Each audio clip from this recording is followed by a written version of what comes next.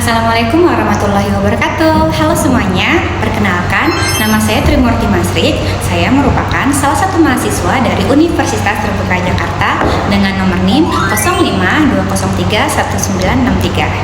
Pada kesempatan ini, saya akan memaparkan analisis mengenai peran filsafat ilmu dalam memperkuat ilmu pendidikan.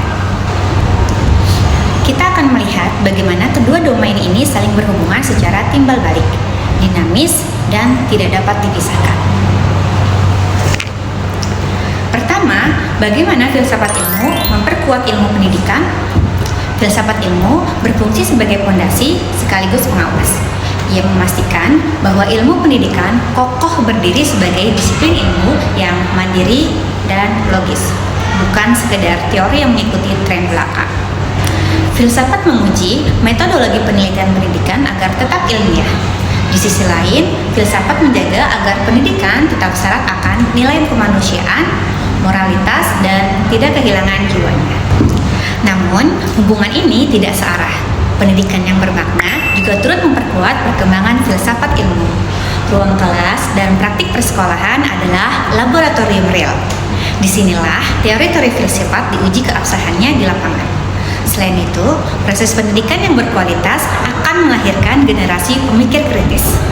Berkat daya kritis inilah nantinya lahir pemikiran-pemikiran baru yang memperkaya khazanah filsafat ilmu itu sendiri.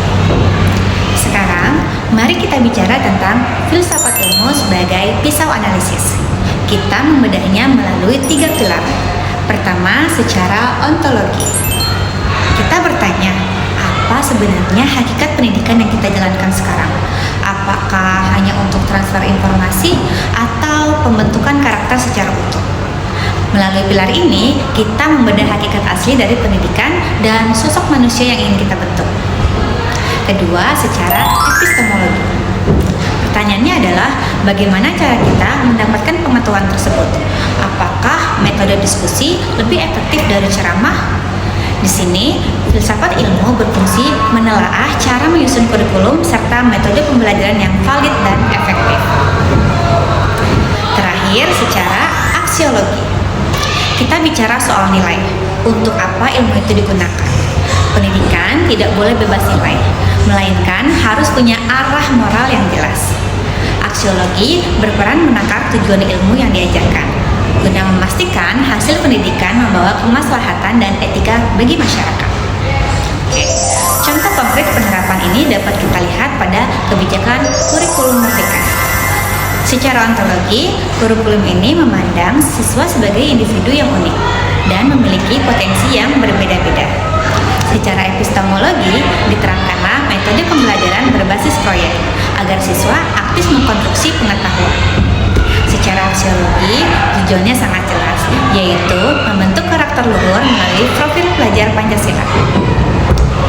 Sebagai kesimpulan, hubungan antara filsafat ilmu dan ilmu pendidikan adalah sebagai simpulan yang saling melengkapi. Filsafat ilmu memberikan fondasi teoritis dan arah moral yang kokoh, sementara praktik pendidikan memberikan ruang pembuktian nyata di lapangan. Tanpa filsafat, pendidikan akan kehilangan arah. Tanpa pendidikan, filsafat hanya akan menjadi teori tanpa dampak. Demikian pemaparan analisis dari saya. Semoga ulasan ini dapat memperluas khazanah berpikir kita dalam memajukan dunia pendidikan. Terima kasih atas perhatiannya. Wassalamualaikum warahmatullahi wabarakatuh. Terima kasih.